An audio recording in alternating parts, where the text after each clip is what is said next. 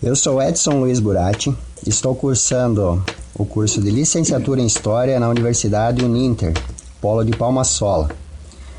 Comecei meu curso no mês 9 de 2017 e hoje vou fazer uma entrevista sobre Educação Especial Inclusiva com o professor Ayrton Luiz Felkler, do Colégio Estadual POPs de Anchieta, Santa Catarina. Professor, seu primeiro parecer sobre esse assunto. Bom, poderia começar assim com uma leve justificativa. A educação escolar, ao considerar a diversidade de seus alunos como elemento essencial para a aprendizagem, tende às necessidades singulares desses alunos, analisa as possibilidades de aprendizagem de cada um e avalia a eficácia nas medidas adotadas.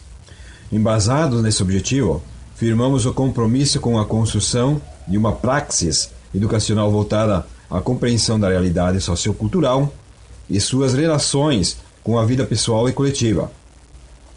Nessa perspectiva, o grande desafio nosso, como educadores, é de estarmos desenvolvendo trabalhos e que a diversidade e as diferenças possam estar contempladas em todas as áreas do conhecimento.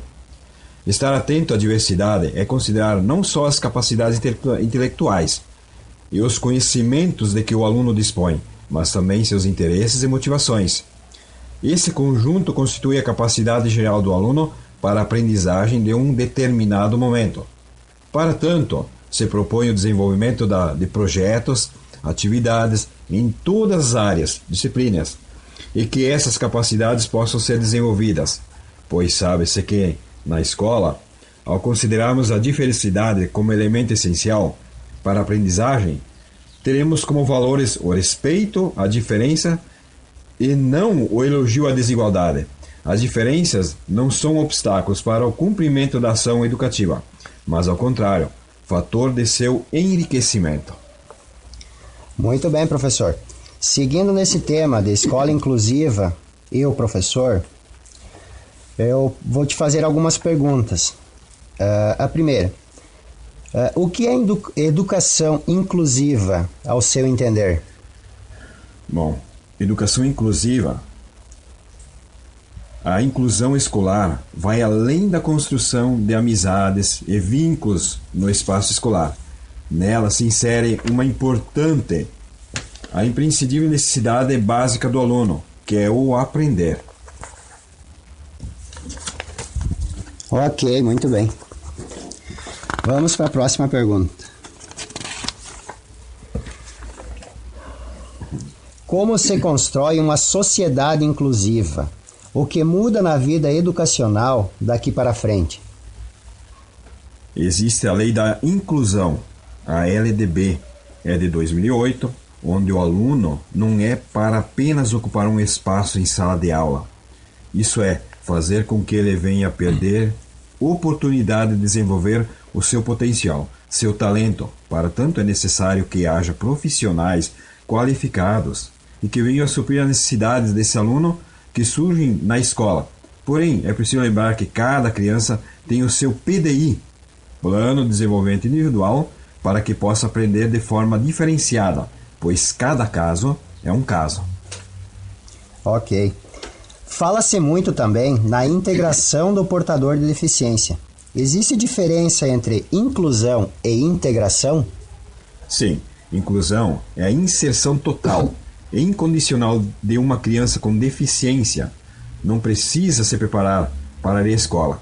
Uma vez sendo aceita na sociedade ou no lar onde vive, geralmente com deficiência moderada, não existe possibilidade de aprendizagem na escola. Atendimento em escola especial, no caso, os APAES.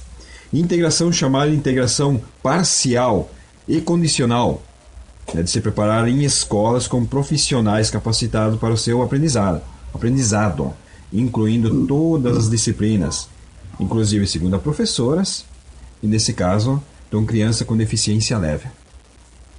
Certo. Que tipo de ação pode ser sugerida no sentido de tornar eficaz a inclusão do aluno com deficiência na escola regular? Primeiramente, fazer com que as pessoas venham a ter um conceito diferente sobre essas pessoas, como por exemplo, de superar a ignorância com relação à cultura das pessoas com deficiência que gera preconceito e exclusão, e fazê-las entender que pessoas com deficiência são parte dessa sociedade e que precisamos minimizar as dificuldades enfrentadas para contribuir para a vida em sociedade. Também fazer com que os alunos se colocam no lugar do outro, pois isso mexe com os sentimentos e as emoções. É o chamado sentindo na pele. E por fim, trabalhar a inclusão, desconstruir os preconceitos referentes a essas pessoas.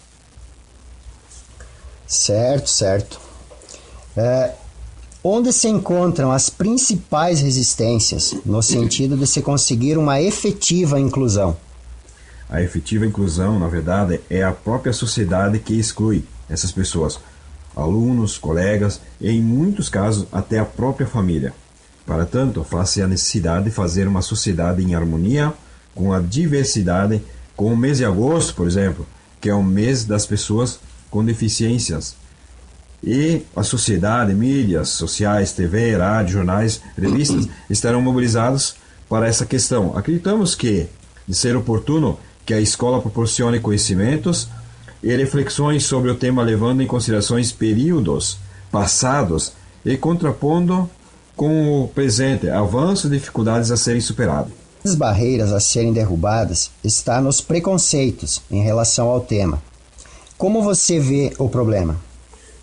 Bem, a inclusão é um direito de todos, porém poucos estão conscientes e cientes da possibilidade que levam à inclusão. Em relação à educação, observa-se que a emergência de uma educação inclusiva e de movimentos de combate ao preconceito. Para isso é necessário muito diálogo na sociedade, ao aluno e palestras com profissionais que esclareçam sobre esse assunto.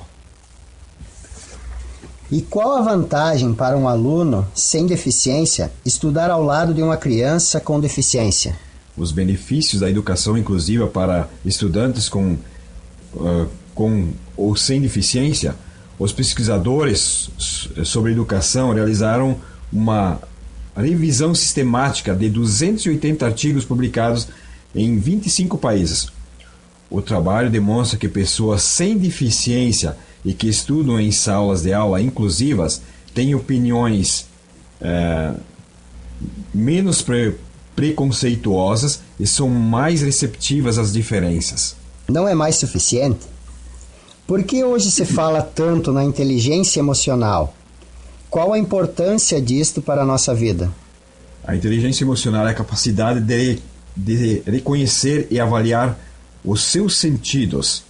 São 5 sentidos e emoções e saber lidar com eles. A inteligência emocional está baseada nessas 5 grandes habilidades, que a primeira é o autoconhecimento, a segunda, a administração de emoções, a 3, a automotivação, 4, a arte de relacionamento e a 5, empatia, a inteligência emocional.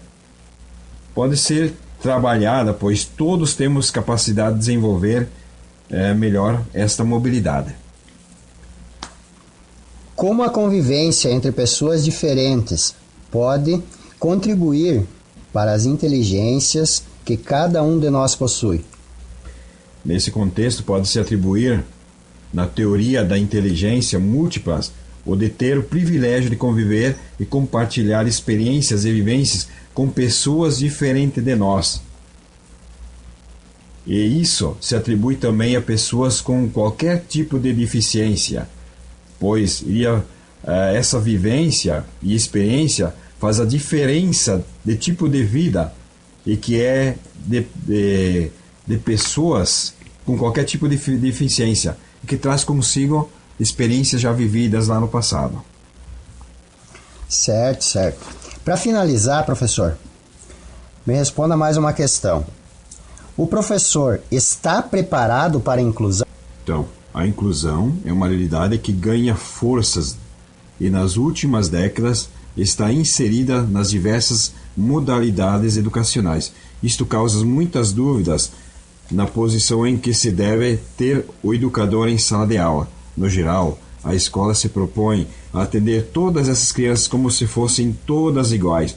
No entanto, a realidade é bem outra, pois muitos dos educadores pode-se dizer que têm insegurança para enfrentar essa dificuldade e que os leva à frustração pessoal e, ao mesmo tempo, uma piedade para com os educandos. Incluso, finalizando, posso mencionar que os professores não se sentem preparados para a inclusão, pois falta de capacitação profissional, escassez de material didático e salas de aulas superlotadas são os principais motivos. Muito bem, professor. Bom, encerramos a nossa entrevista agradecendo ao professor Ayrton Luiz Felkler, da rede estadual do Colégio POPs de Anchieta, Santa Catarina, e agradecendo pela sua atenção, pelo seu tempo dedicado, e até uma próxima, seu Ayrton.